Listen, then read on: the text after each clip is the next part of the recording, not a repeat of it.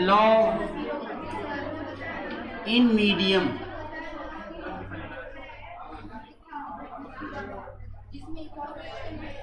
Coulomb's law in medium, Coulomb's law in medium.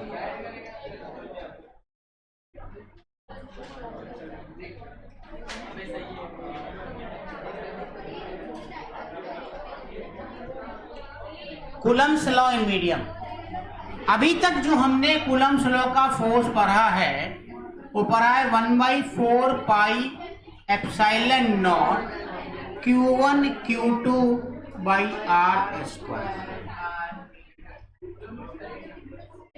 मान लेते हैं कि ये Q1 है और ये Q2 है और दोनों के बीच का डिस्टेंस R है, दोनों के बीच का डिस्टेंस R। अगर इस वाले को उठा करके पानी में डाल दिया जाए सिस्टम को तो क्या होगा? अगर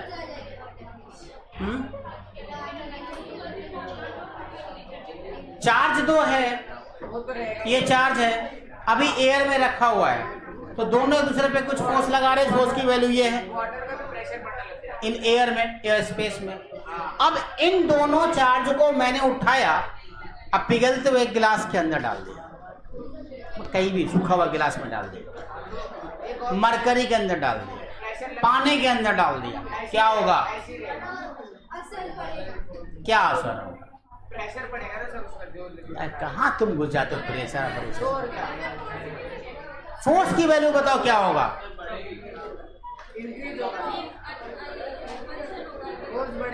संस्कार तिवारी मत बनो बीमारी। किधर है वो? अरे हाँ, फोर्स घट जाएगा। रिपल्सन तो अभी भी हो रहा है।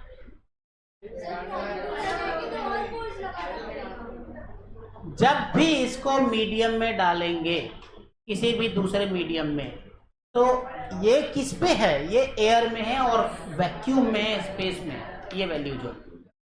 अगर इसको आप किसी मीडियम में डालोगे तो क्या होगा? जैसे ऐसे लेमैन भाषा में पहले समझाता हूं तुमको। होता क्या है कि दो चार्ज है और दोनों चार्ज के बीच जो फोर्स नॉर्मल कंडीशन में मान लो कि 100 लाइन्स बन रही है फोर्स लगाने के लिए, ऐसे ऐसे करके 100 लाइन्स बन रही, मान लेते हैं 1 मिनट के लिए।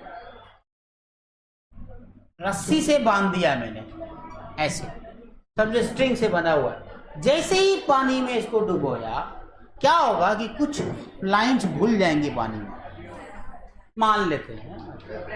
ये मैं फिजिक्स की भाषा में बात नहीं कर रहा हूँ, आपको समझाने की सिर्फ कोशिश कर रहा हूँ। ये फिजिक्स नहीं है एक्चुअली, ऐसा होता नहीं है, कुछ और है। तो ये क्या हो गया? मान लो कि पानी में परमिट हो गया, ये खत्म हो गया, तो अब सिर्फ 3 लाइन से फोर्स लगेंगी। पहले मान लो 60 न्यूटन लग रहा था 6 लाइन से, अब जब पानी में गया तो ये सिर्फ 30 न्यूटन का रह गया।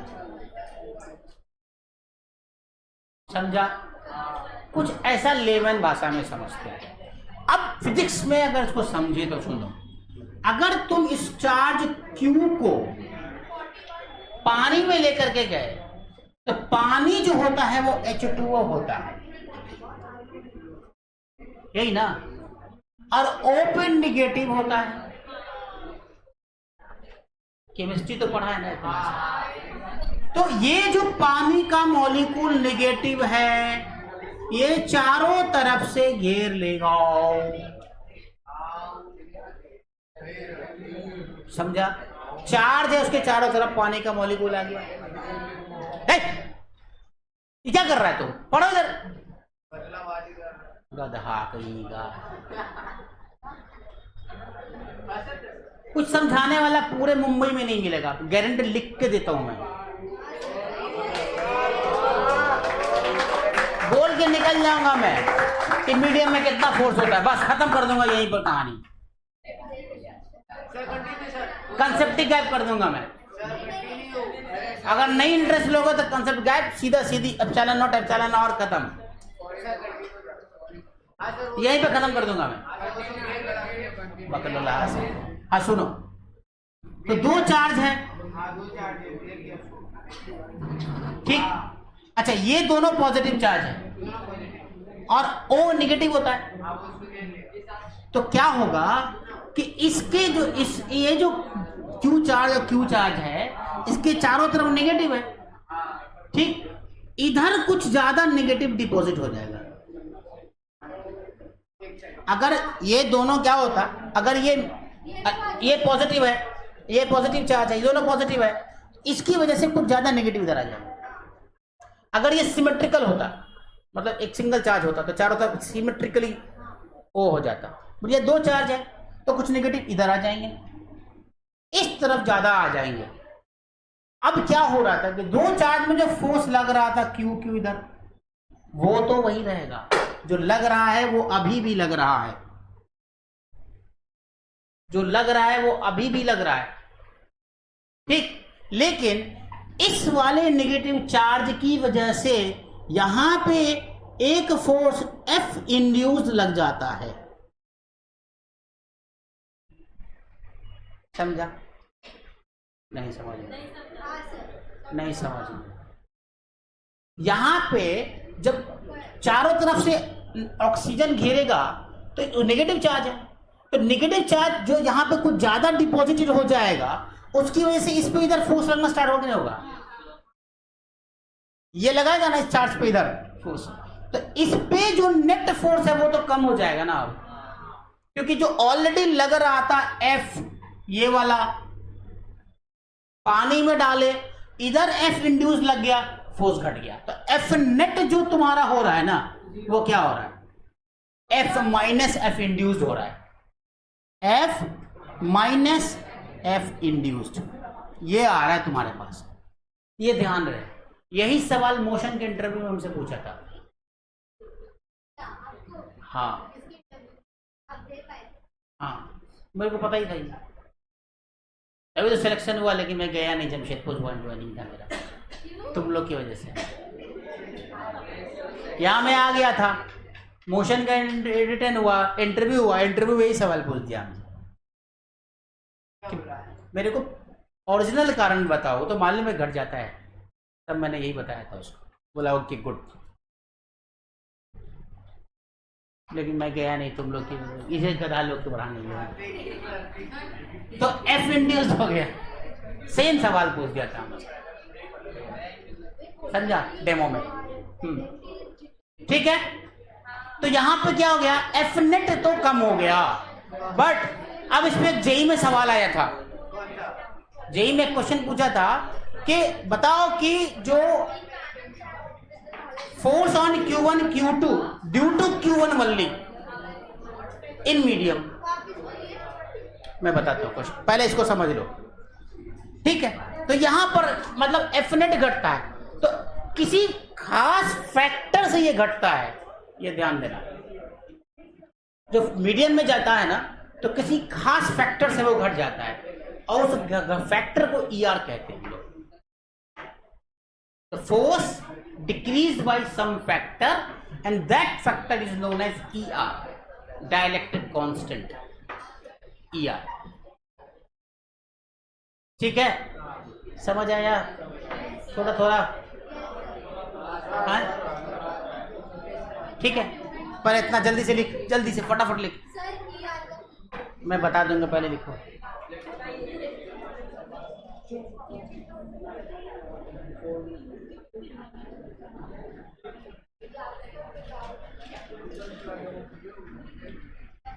लिखो जल्दी से।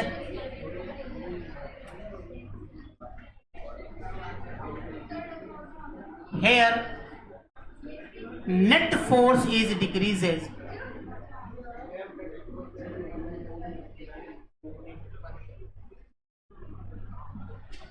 net force is decreases, how much decreases depends on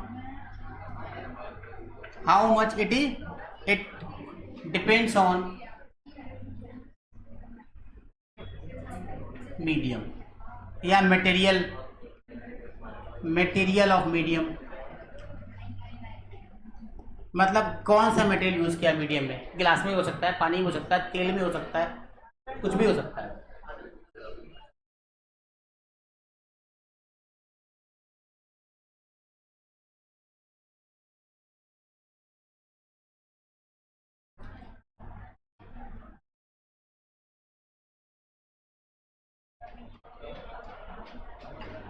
ठीक है,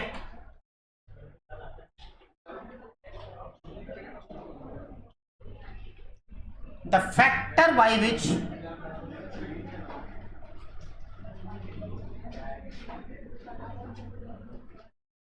force is decreases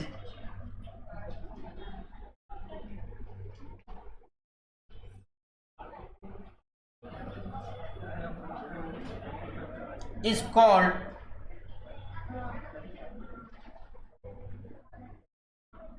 relative permittivity of medium, बोलते हैं इसको, या relative permittivity of medium.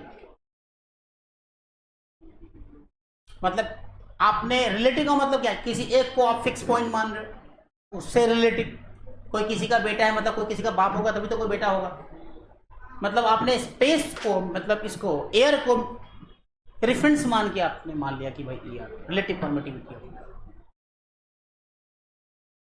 Air में ER का वैल्यू 1 होता है और बाकी सब अलग अलग। तो अब जो फोर्स लिखा जाएगा,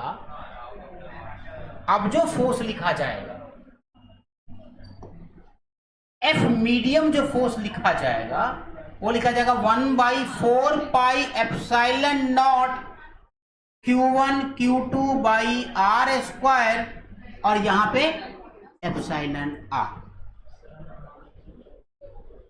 समझा? मीडियम में, इन मीडियम, किसी भी मीडियम की ER की वैल्यू अलग अलग होती है।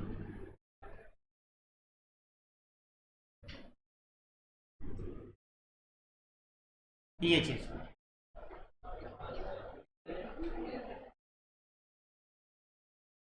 किसको किसको समझ नहीं आया? आ जाना चाहिए, आसान है। अयून क्लियर है?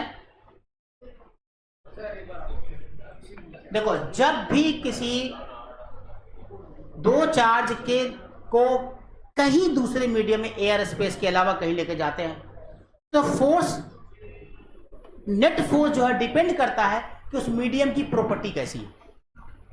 अब वो अगर घटाने वाली होगी तो घटा देगी, नॉर्मली घटा देगी।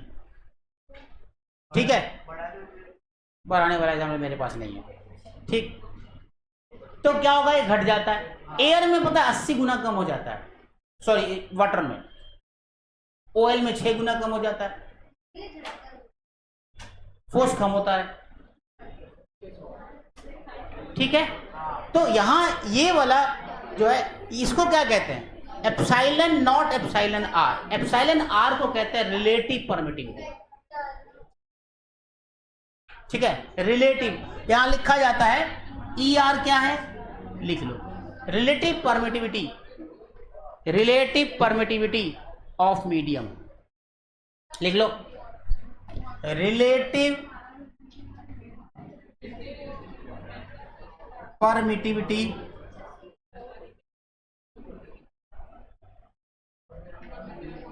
Of medium, relative permittivity of medium.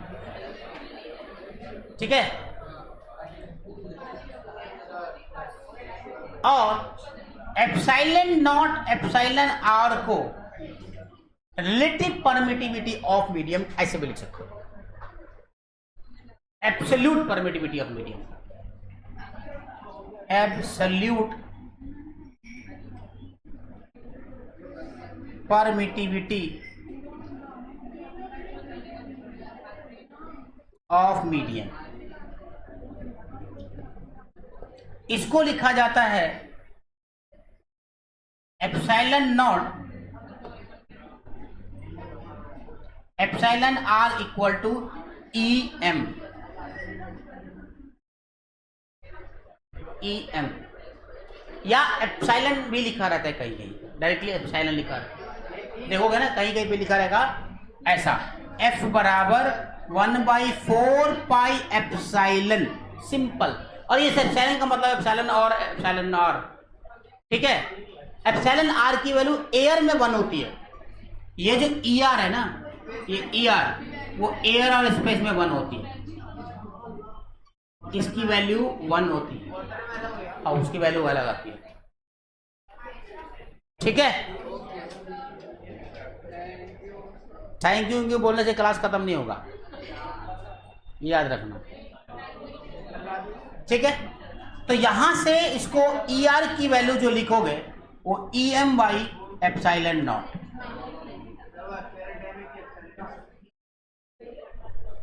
ठीक है। तुमसे ज्यादा हम थकते हैं यहाँ पे खड़े खड़े, कुर्सी तोड़ रहे हो फिर भी हैं। Thank you,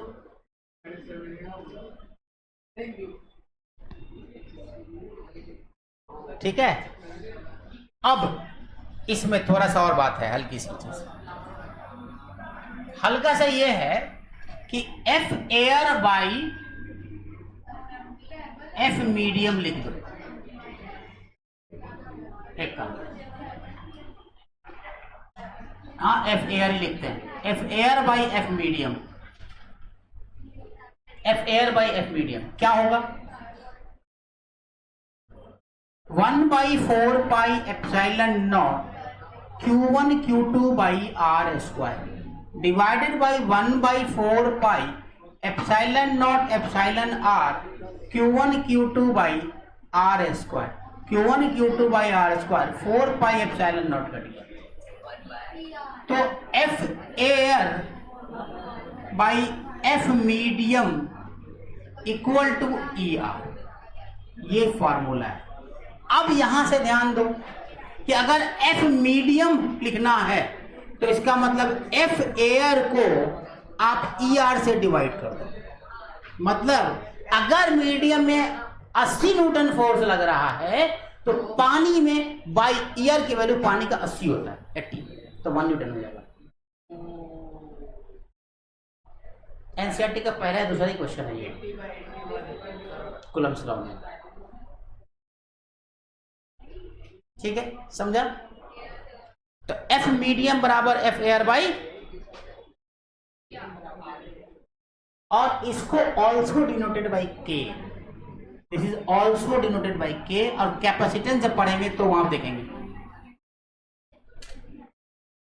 also denoted by के, डाइलेक्ट्रिक कांस्टेंट। ये पढ़ेंगे कैपेसिटर में बहुत डिटेल से, वहां समझेंगे। अभी फिलहाल ये याद रखना, कांस्टेंट।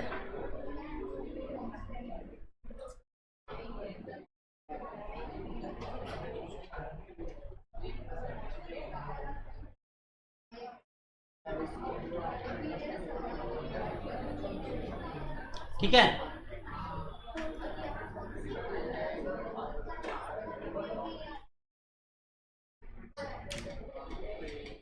अब इस पर क्वेश्चन नेक्स्ट क्लास में है ना।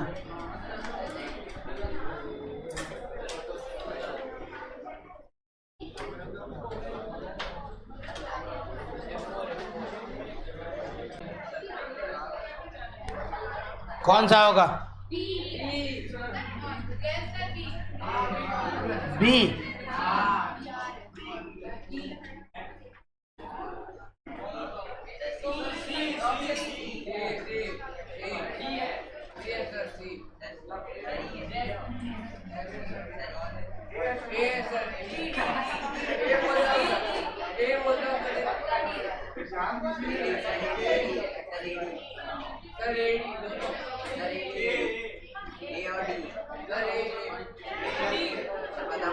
अब कौन? जल्दी बताओ। ए। कौन कौन ए बोल रहा है? खड़े हो जाओ, लॉजिक बताओ।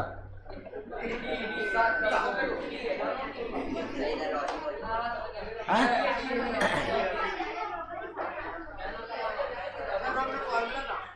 क्या लॉजिक है उसके पीछे?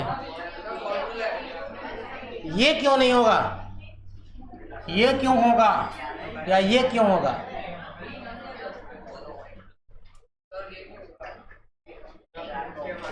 ये क्यों नहीं हुआ? मीडियम में तो यही होता है, फिर क्यों नहीं हुआ?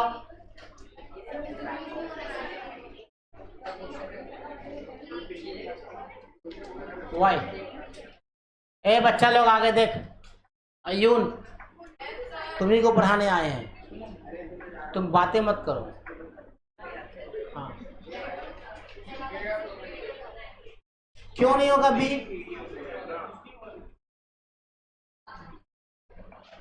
कौन बताएगा कि बी क्यों नहीं होगा? जायबा? नहीं मालूम। जो ए बोला ये बता दो, ए ही क्यों होगा? क्या फॉर्मूला है? फॉर्मूला मीडियम में वो है क्या? फॉर्मूला तो मीडियम में ये है।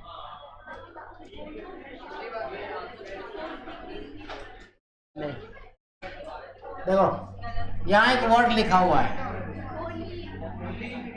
क्वेश्चन में ओनली लिखा हुआ है। मैंने एक बात आपको बताया था कि जब दो चार्ज Q1 Q2 है, दोनों के बीच का सेपरेशन R है, तो नॉर्मल कंडीशन में इसका force 1/4 pi epsilon not Q1 Q2 by R square होता है। यही था, मीडियम में लेके गए इसको। अब इसको मीडियम में लेके गए, मान लो पानी है, अब चार्ज को रख दिया Q1 Q2 को, सही है?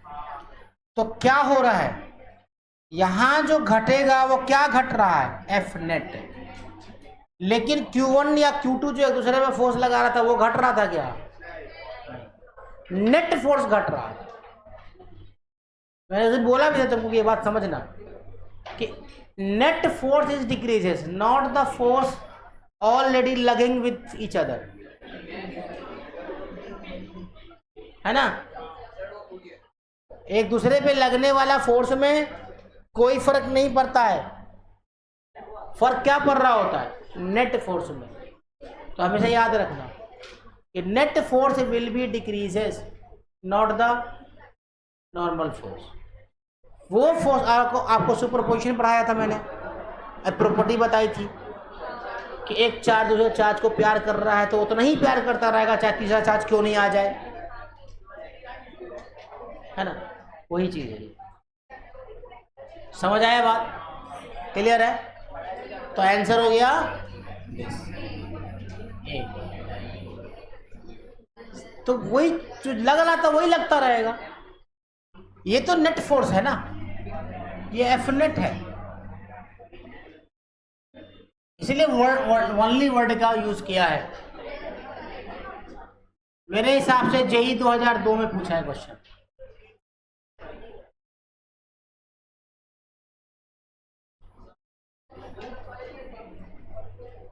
मोस्ट प्रोबेबली नीट में पूछ दे, इसमें क्या दिक्कत है। चलो नेक्स्ट क्वेश्चन, एग्जाम्पल।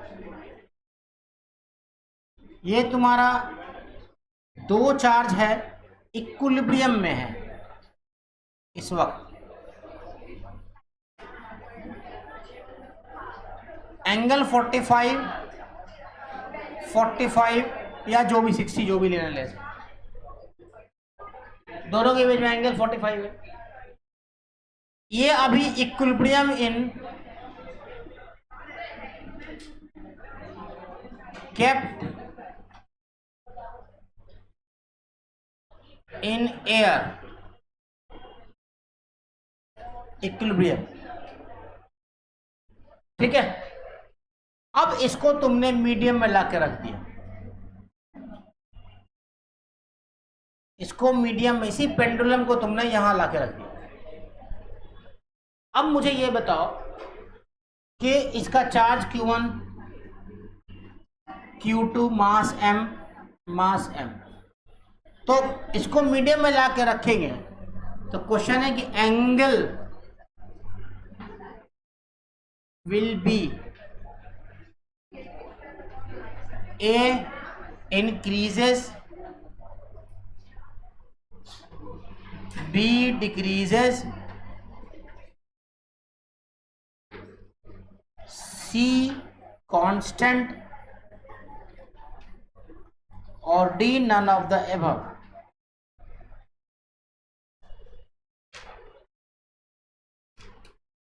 कौन सा होगा? कांस्टेंट रहेगा? हाँ पक्का? गलत।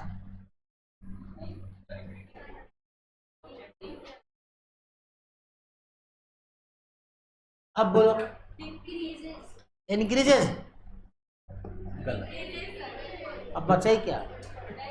ना देगा तो मैं देता ही नहीं हूं, वही एक ही बच गया ना। अब देखो, जैसे ही तुम इसको मीडियम में डालोगे तो इसका फोर्स लग रहा होगा, इसका फोर्स लग रहा, फोर्स घटेगा कि नहीं घटेगा? एफ नेट तो घट रहा है ना। अच्छा घट रहा है, लेकिन mg में कोई फर्क नहीं पड़ रहा, mg तो वही है।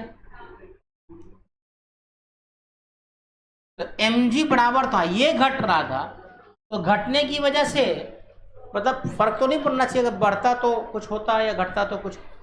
ये घट रहा और ये कांस्टेंट है, तो ये तो अपना काम करता रहेगा, ये क्या करेगा? इसको नजदीक ले आएगा। अभी इक्विलिब्रियम में है। अब इक्विलिब्रियम में है कब? जब mg और fc का कंपोनेंट एक दूसरे को कैंसिल कर रहा है। अगर कोई चीज इक्विलिब्रियम में है, इसका मतलब है कि इसका कंपोनेंट और इसका कंपोनेंट एक दूसरे को कैंसिल कर रहा होगा। नहीं मतलब इसमें क्या कंसेप्ट लग रहा होगा? यहाँ टी कॉस थीटा लग रहा होगा, यहाँ T sine theta F net को कर रहा होगा, और ये टी कॉस थीटा mg को बैलेंस कर रहा होगा, तभी तो ये कांस्टेंट है। बहुत ज़्यादा सर्दी हो गई है, इसीलिए चाय मंगाया है। समझा? क्लियर है? तो अभी तो इक्विलिब्रियम है, लेकिन जैसे ही ये पानी में डालोगे ये कम हो जाएगा। रस्सी का टेंशन घटेगा थोड़े ना, वो तो वही रहेगा, टेंशन तो वही रहेगा ना। तो टेंशन क्या करेगा? बढ़ जाएगा, टेंशन वही रहेगा। तो ये भी इधर लेके जा रहा है, ये तो वही एज इट इज रहेगा। तो दोनों मिलकर क्या कर देगा? नीचे ला देगा। नीचे लाएगा तो एंगल क्या होगा? तो डिक्रीज करेगा कि नहीं करेगा? तो ऑप्शन डिक्रीज। ये भी पूछा हुआ सवाल है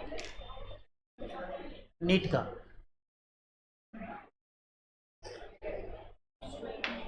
देखो जो जेई नीट के लायक नहीं है, जो एडवांस के लायक है, मैं बोल देता हूँ कि वो एडवांस के लायक है। इसीलिए नीट वाले बच्चे नहीं बनाए जो मैं बोल दूँ कि एडवांस के लायक है। तो जैसे लास्ट क्वेश्चन दिया था ना सर्किल कंप्लीट करने के लिए, वो जेई मेंस या एडवांस नीट में तो कभी नहीं आएगा। नीट की औकात ही नहीं है उतनी।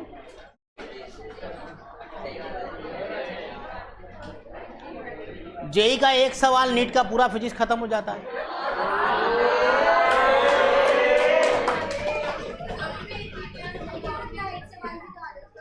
एडवांस का, मेंस का नहीं, एडवांस का।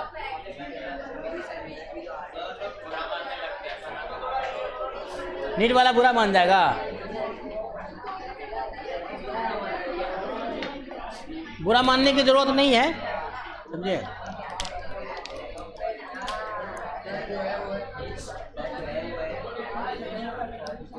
हाँ जो है सो है।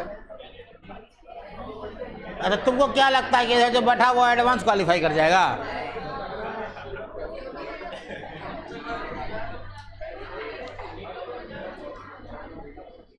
करेगा करेगा, सब करेगा।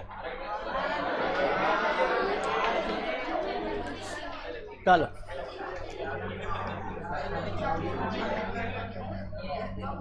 हो गया ना? बाकी है।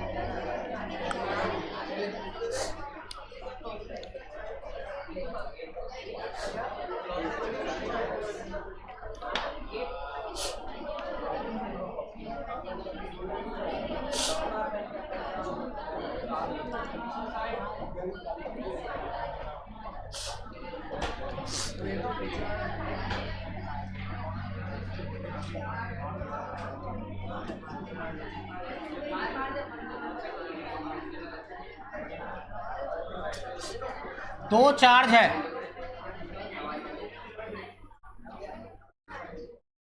अभी एयर में है, तो इधर जो फोर्स लग रहा है दोनों पे, F और F, ये है 10⁻⁻6 न्यूटन का, मेरे हिसाब से वही होगा 10⁻⁻4 न्यूटन, 10⁻4 न्यूटन। ठीक है, इसको उठाया मैंने और रख दिया ऑयल में,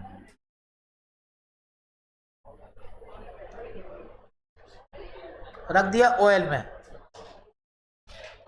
तो फोर्स बन गया 2.5 इंटू 10⁻⁻5 न्यूटन। समझा सवाल? अभी ये 10⁻⁻4 लग रहा है, इसको उठा के पानी में डुबो, इसमें तेल में डुबो दिया तुम्हारे घर में, तो तुम्हारा तेल था उसमें लाके तुमने रख। अब पूछ रहा है कि इसका जो फोर्स है वो घट के इतना हो गया, तो बोल रहा है ER बराबर व्हाट, डायलेक्ट्रिक कांस्टेंट कितना होगा।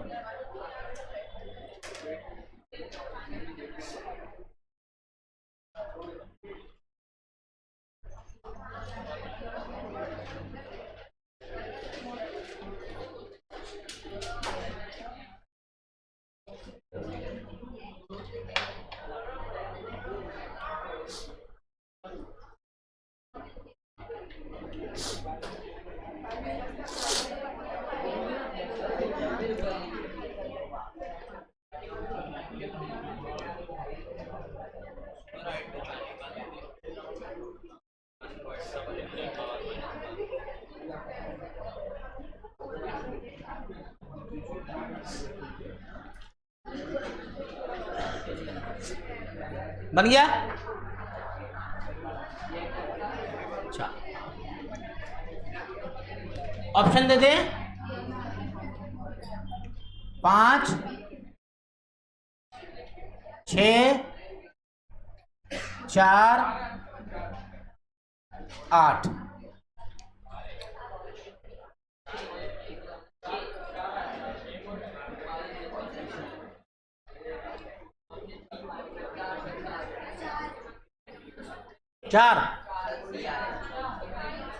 चार के साथ इसका आ रहा है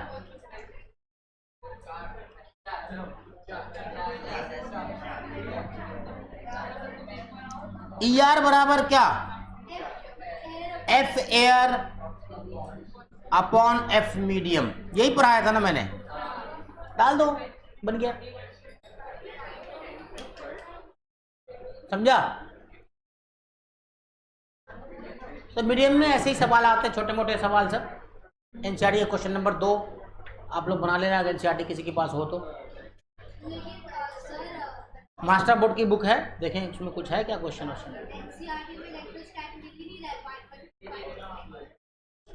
पार्ट 2 में है इलेक्ट्रिक फील्ड एंड फोर्स के नाम से होगा चैप्टर। इलेक्ट्रिक फील्ड पहला होगा, फिर बाद में पोटेंशियल के नाम से दो चैप्टर होगा उसमें। पहले ही दोनों चैप्टर उसी का है एनसीईआरटी का, 12th वाला में दोनों पहला चैप्टर वही है, पूरा इलेक्ट्रोस्टैटिक ही है वो।